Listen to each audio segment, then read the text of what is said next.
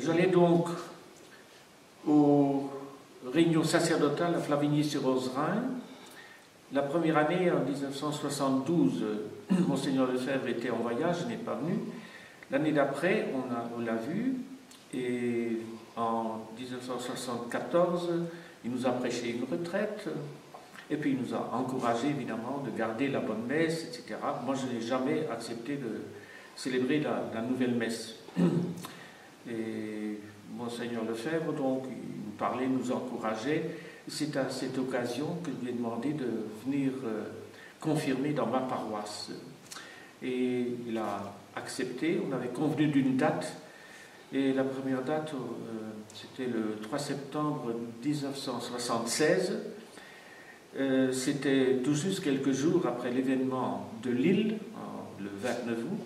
Seulement entre le 29 août et la date où il devait venir ici, il est tombé malade et la confirmation n'a pas eu lieu. Entre-temps, il y avait déjà les remous dans la presse et comme cela, donc j'étais déjà un peu la cible des modernistes et j'étais donc critiqué publiquement. J'ai été convoqué chez l'évêque Monseigneur Van Zuylen qui m'a fait de vifs reproches, n'est-ce pas, concernant cette décision. Alors je lui ai fait comprendre qu'il était mon droit de curé et le droit des enfants, des confirmants, de recevoir le sacrement comme autrefois. Alors, comme Monseigneur Lefebvre n'était pas venu à cause de sa maladie, l'évêque local n'a pas pu appliquer une sanction. On disait que j'allais être suspens. Et ensuite, en avril, le 22 avril 1977, Monseigneur Lefebvre est venu pour confirmer ici. J'avais essayé de ne pas communiquer cette date pour empêcher la venue des journalistes. Et Monseigneur Lefebvre, échappé, m'a demandé de le conduire à la chapelle de Howell, donc qui est succursale de la paroisse. Alors ça a été connu par la presse quand même, et on a été filmé, et Monseigneur Lefebvre donc a fait les confirmations. Il a reçu beaucoup de sympathie de la part des fidèles, ils étaient contents de prendre à le connaître. C'était un samedi, et le dimanche 23 avril, il a célébré la grand-messe à la paroisse. Alors, ça est venu aux oreilles de l'évêque. Alors, il m'a convoqué pour le 5 mai, pour expliquer un petit peu cela, parce qu'il y avait aussi déjà une publication dans la presse.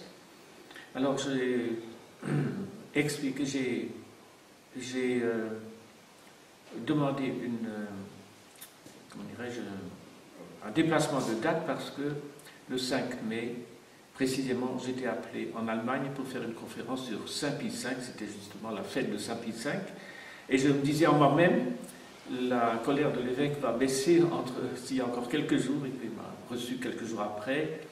Il était beaucoup plus calme et il avait même demandé des excuses pour la manière dont il m'avait traité lors de la première visite. Mais je sentais bien cette visite qu'il était travaillé par les prêtres qui sont opposés à moi. Et il a essayé un petit peu de calmer le jeu.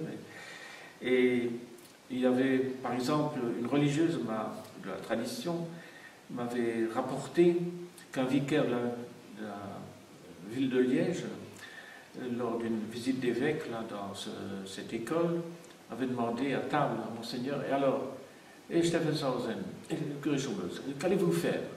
Et alors il a simplement répondu, je m'en occupe, monsieur le vicaire. La conversation était terminée.